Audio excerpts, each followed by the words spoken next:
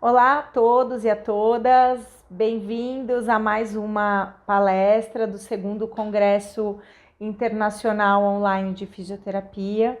O meu nome é Monique Peleias e eu queria primeiramente agradecer a comissão organizadora por me fazer esse convite, falar de um tema que eu gosto tanto e para tanta gente, né? Eu achei que essa proposta é muito inovadora, que leva informação para tantas pessoas e evitando que a localização geográfica seja um empecilho para o alcance da informação. Eu acho que o fisioterapeuta ou qualquer profissional, ele precisa se manter atualizado e muitas vezes a dificuldade está na localização geográfica, né?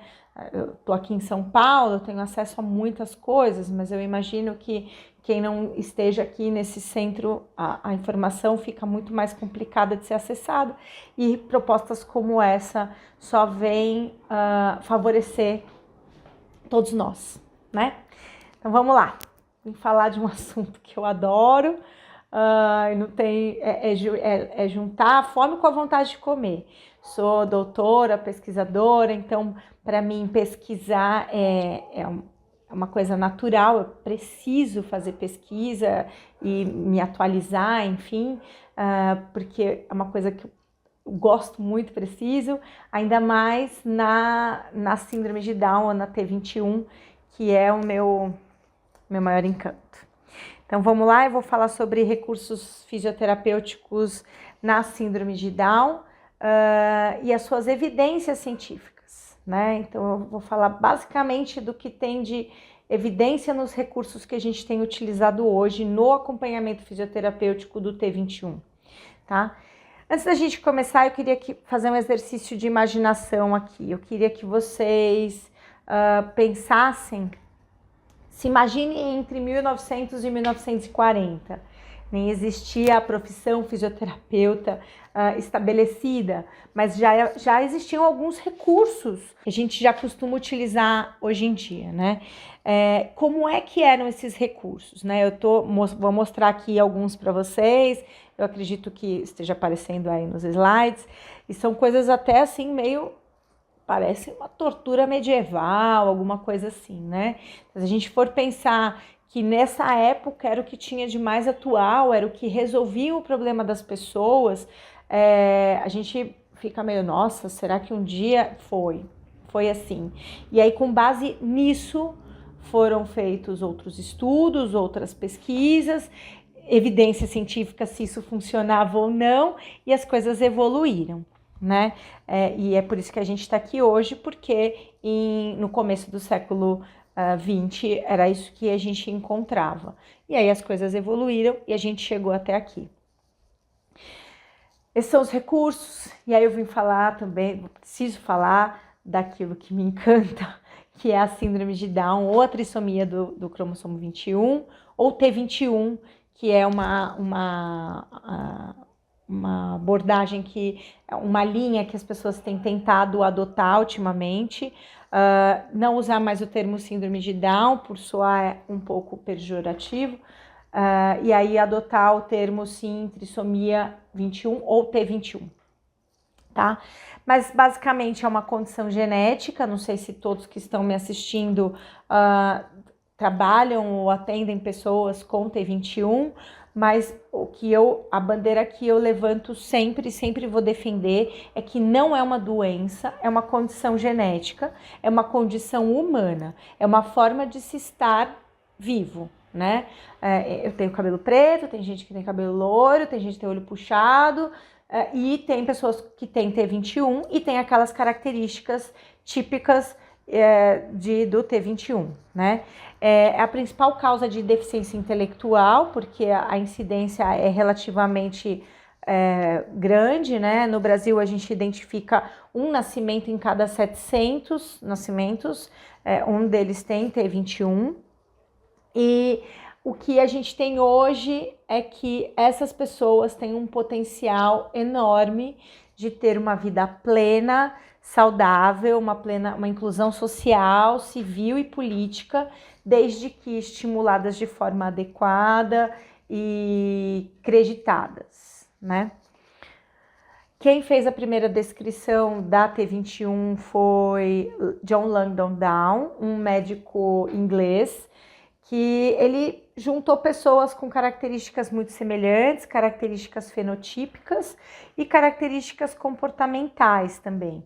Ele chamava essas pessoas de muito amáveis e carinhosas, entendia que tinha um comprometimento cognitivo associado e ele acabou denominando, né, para fazer o diagnóstico dessas pessoas como idiotia mongólica. E o mongólico veio do povo mongol, que tem o olho um pouco mais, né, puxado, mais oriental, e ele tinha feito uma visita à Mongólia, que naquele tempo, né, as pessoas com muito dinheiro conseguiam fazer jornadas e iam até países, né, distâncias muito longas, e ele conviveu com essas pessoas, e ele fez essa associação e acabou chamando as pessoas essas pessoas de idiotas mongóis.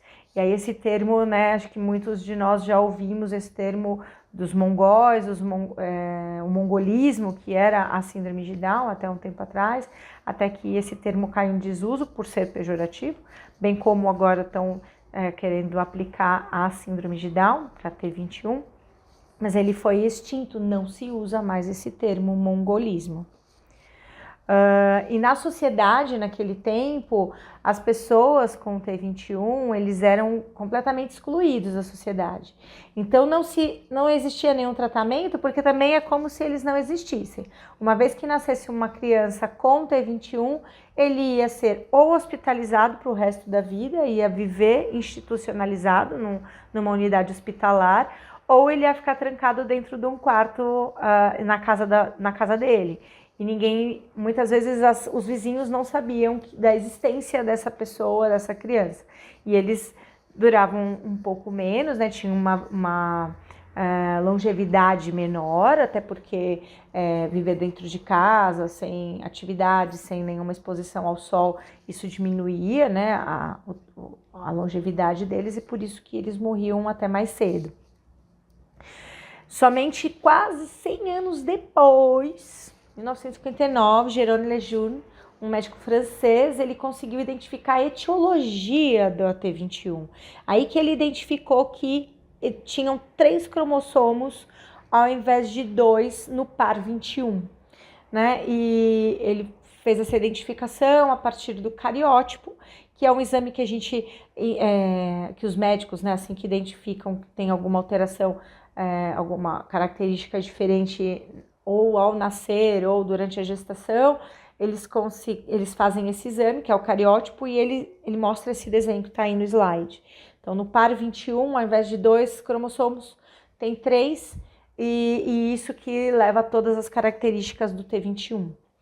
E aí são muitas características, porque como o próprio nome diz, é uma síndrome. E síndrome é um conjunto de características, não é uma doença em si. Né? Por isso, mais uma vez, é uma condição humana, uma forma da pessoa estar vivendo. Né? Então, tem muitas características. Né? Então, os olhos mais puxados, que essa prega a palpebral oblíqua, o epicanto. Tem algumas características que são muito peculiares. Né? A gente bate o olho numa pessoa na rua, a gente consegue identificar. Mas outras características a gente precisa avaliar melhor, como as alterações de visão, as endócrinas, né? Eles têm muito problema de tireoide e as anomalias cardíacas. Mas o que interessa para nós, fisioterapeutas, não é que o interessa, né? O que a gente precisa colocar em destaque são o atraso no desenvolvimento, os pés planos, que muitos têm os pés planos, né? O pé chato, o pé plano, a hipotonia e a frouxidão ligamentar, que muitas vezes é o que provoca o pé plano, e o déficit cognitivo. Isso são características que a gente precisa estar em destaque, precisa colocar em destaque mesmo para determinar quais são os nossos objetivos, né? O que a gente vai fazer durante o atendimento. Então, quais são os desafios na fisioterapia, né? A adequação do tônus, as aquisições das habilidades motoras, das principais habilidades. Então é isso que a gente faz, buscar o controle cervical, depois de tronco, sentar, se arrastar, o engatinhar, o ficar em pé e o andar, né? E tudo que permeia todas essas habilidades, né? Não é pouco. A melhora do trofismo, então se a gente melhora o trofismo, a gente diminui um pouco essa frouxidão ligamentar, né, até por uma questão mecânica. Melhorar a consciência corporal, porque isso é uma dificuldade muito grande que eles têm, em função até do déficit cognitivo. Promover interesse e curiosidade, porque são crianças que também, em função do déficit cognitivo, tem muita dificuldade para entender o que é a coisa. Você mostra um brinquedo que toca a luz, meu Deus, o que é isso? Eu não consigo, ele não consegue entender como que aquele brinquedo toca a luz, por que toca a luz e que ele tem alcance aquele brinquedo. Tem algumas crianças que têm uma passividade maior e é nossa função também estimular esse interesse e motivação e a curiosidade e promover o engajamento da família, porque é isso, na nossa linha aqui, na nossa equipe multidisciplinar onde eu trabalho, sem o engajamento da família, a gente praticamente não consegue evoluir com nenhuma criança. Então é um fator fundamental para a gente que haja engajamento da família, sem ele não dá. E aí, o que a gente já sabe sobre o T21, né? Algumas questões neuroanatômicas, principalmente, né? Então, a gente sabe que o encéfalo e o cerebelo eles são diminuídos, eles têm um volume menor e um peso menor mesmo, isso é uma coisa já identificada. Há uma alteração da organização neuronal, então já se observa que tem uma maior concentração de neurônios numa região que não deveria ter, que normalmente não tem, e uma baixa concentração em outras regiões que costumam ter uma maior quantidade de comunicação nervosa ali, comunicação de neurônio. Então isso é uma coisa já identificada. Também tem uma diminuição da árvore dendrítica, então não tem tantas ramificações para a gente buscar novas sinapses, para a gente conseguir novas sinapses. E além disso tem um afinamento da bainha de mielina, o que as duas coisas, né, as três coisas, enfim, tudo isso faz com que a comunicação, né, entre o sistema nervoso central e a parte muscular de apêndices, membro superior, membro inferior, acaba ficando um pouco prejudicada. E aí, às vezes, um delayzinho pronto, já é uma dificuldade enorme que essa criança encontra para desenvolver qualquer habilidade. Além disso, em alguns casos foram encontrados uma hipoplasia do lobo frontal e occipital, talvez até por aí que haja uma alteração visual, que é muito comum, né, no T21, muitos deles acabam usando lente corretiva, óculos e tal. E em alguns casos foi observado uma diminuição da espessura do corpo caloso, que dificulta muito a conexão entre os dois hemisférios, e aí também essa coordenação, essa interação entre os dois lados fica muito prejudicada. E dos recursos terapêuticos que nós temos? Muitos. Eu, em clínica, já ouvi, assim, coisas que eu falei, meu Deus, o que é isso? E fui pesquisar, puxa, tá fazendo, o fisioterapeuta já tá atualizado, já tá usando isso, ou não, tá usando isso, meu Deus do céu. Mas, enfim, eu já vi muita coisa, vou colocar aqui o que eu já ouvi, o que eu faço, mas já tive contato com pacientes que usam, fisioterapeutas que usam o CABAT, né, a facilitação neuroproprioceptiva, o TheraSwitch ou PediaSwitch, Pilates, a reabilitação neurofuncional, o método Doman, não sei se vocês conhecem esse método, a psicomotricidade. Tem crianças que nem passam com fisioterapeuta especificamente, passam só com psicomotricista, e não fazem terapia com fisioterapeuta, e é uma opção da família. O Bobat, né, que acho que todos nós somos conhecidos. Eletroterapia, eu mesma já usei eletroterapia com FES para buscar um pouco mais de trofismo. O método de Cuevas-Medeck, Exercise, que é o CME. Integração sensorial, e o fisioterapeuta ele não é habilitado para praticar, para executar a terapia de integração sensorial somente terapeuta ocupacional. Já ouvi por aqui, meu fisioterapeuta faz integração sensorial. Tá fazendo errado, ele não deveria. A o único profissional habilitado por enquanto no Brasil é o terapeuta ocupacional. Nós não podemos ainda fazer terapia de integração sensorial. A ecoterapia, que também é muito comum, e a hidroterapia. Eu vou falar de algumas dessas, não vou falar de todas, senão a gente vai ficar aqui até amanhã, né? Mas eu vou falar de algumas. Eu busquei a base de dados PubMed e fui pesquisando todas essas terapias relacionadas a T21, a síndrome de Down.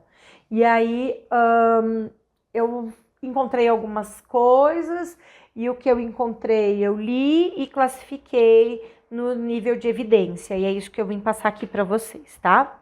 Então, eu vou falar primeiro do Bobat, que é um conceito que acho que praticamente todos os fisioterapeutas já ouviram falar, pelo menos, né? É um conceito que usa como base o processo neuroevolutivo do desenvolvimento humano, e aí ele usa, a partir desse desenvolvimento, ele elabora exercícios para que a pessoa que teve alguma lesão cerebral, ou a criança que nasceu com alguma lesão cerebral, desenvolva as habilidades motoras de acordo com aquele neurodesenvolvimento, né? Motor, enfim. E aí é um recurso muito utilizado, e eu encontrei para esse conceito, né, para esse recurso, 2 artigos. Um deles é um estudo retrospectivo de nível C, que é uma evidência muito fraquinha, mas é uma evidência, né? Que é um bom recurso. E o outro foi uma observação de resultado terapêutico, que é uma classificação B2C, que é uma classificação ok, mas ele comparou com um outro método que se chama VODGA, que eu vou falar daqui a pouco, e aí na comparação ele viu que não há diferença entre um método e outro. Então, foi um resultado inconclusivo. No fim da história, vale só esse estudo retrospectivo de nível de evidência C, apontando que é um bom recurso no tratamento da pessoa com T21. Um outro recurso é o Maes Therapy. Ele usa assim, o fisioterapeuta ele é responsável por analisar o movimento, verificar quais as dificuldades nesse movimento, elaborar estratégias para resolver aquela alteração de movimento e ensinar o familiar e os pais como fazer aquele exercício para que o movimento que não era para sair seja inibido ou o movimento que era para sair seja estimulado. Então é basicamente isso. É um método que está chegando agora, não tem muitas crianças ainda no uso desse recurso, mas é um recurso que está chegando.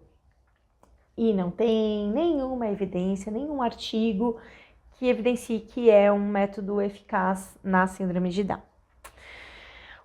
A terapia VODGA, que eu falei, é uma terapia que ele busca ativação, é como se fossem trigger points para reflexo. Então, ele aperta e posiciona a mão em alguns lugares, uns pontos chaves, para que estimule reflexos, e esses reflexos ele usa para produzir movimento. E aí, na produção de movimento, a criança vai desenvolvendo as habilidades motoras que ela precisa.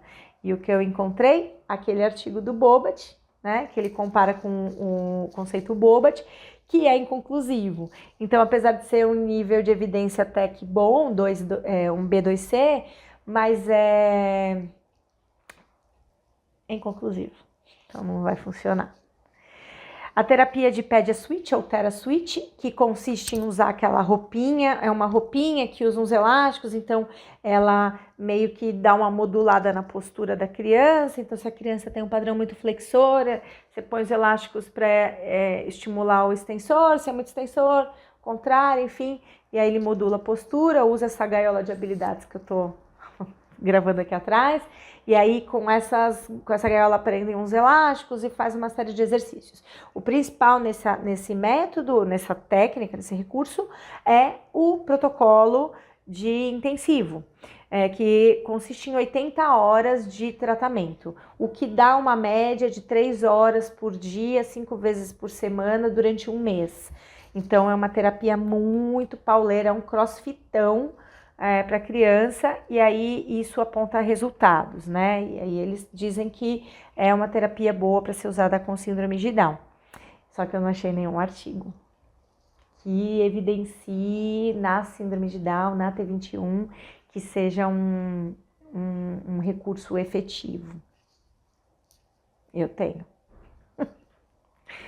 Kinesiotape, acho que também muitos de vocês conhecem, que é a aplicação de uma fita de algodão, que tem uma elasticidade, ela gruda na pele. E a principal função no T21 é que eu ativando receptores cutâneos, eu faça um retorno muscular aí, ou neuromuscular, para que melhore um pouquinho mais esse tônus.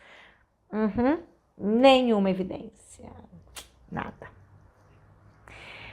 O Cuevas Medeck Exercise, que é o que está mais na moda hoje em dia, e toda pessoa T21 tem que fazer CME, tem que fazer Cuevas Medeck Exercise, senão não vai conseguir nada.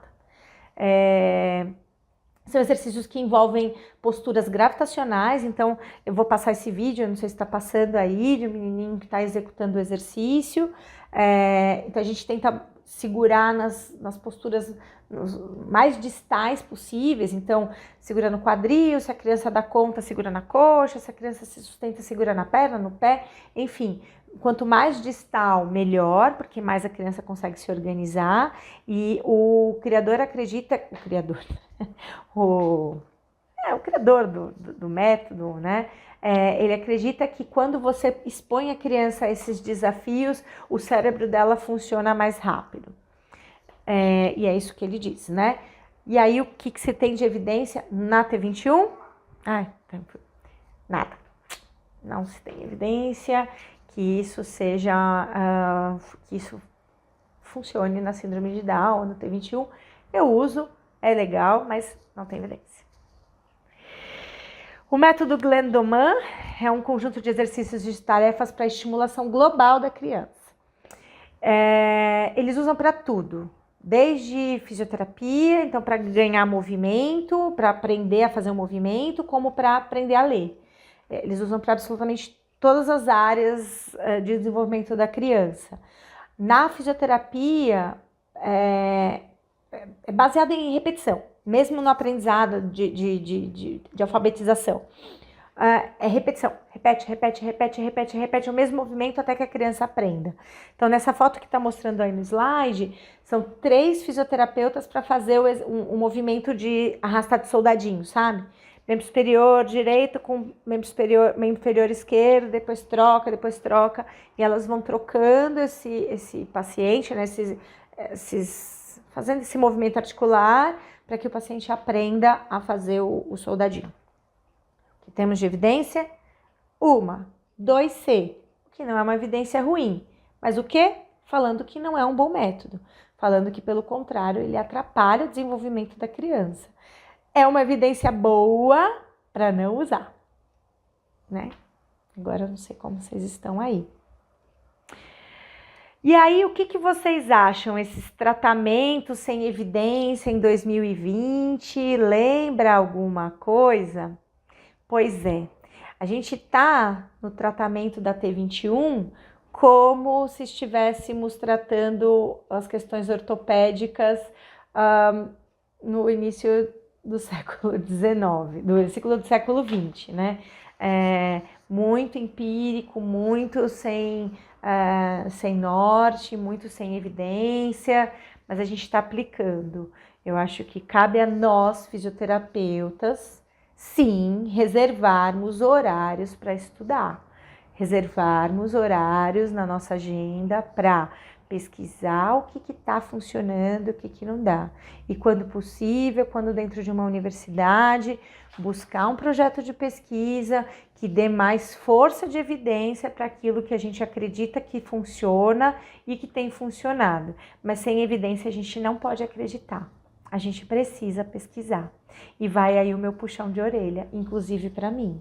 Né, que a gente eu estudo, ainda tenho meu horário de estudo, mas eu deveria pesquisar mais, já que eu atendo tantas crianças nessas condições, né? Eu acho que tá aí a chamada. Espero que vocês tenham gostado. Vou deixar aqui os meus contatos, meu e-mail, o e-mail do Espaço 21, que é o lugar onde eu atendo, que é o lugar que eu tenho a minha equipe multiprofissional, multidisciplinar, que é o que funciona, ninguém trabalha sozinho. E segue aí também o meu contato nas redes, Instagram, Facebook, isso aí, tá? Eu vou dar um curso sobre busca e análise de artigos científicos, né, de literatura científica. Se vocês quiserem mais informações, ou mandam um e-mail, ou entra no meu Instagram, que eu vira e mexe estou colocando lá notícias sobre ele, tá bom? Fica um beijo para vocês, obrigada pela atenção, obrigada comissão organizadora mais uma vez, espero vê-los em breve. Um beijo, tchau, tchau.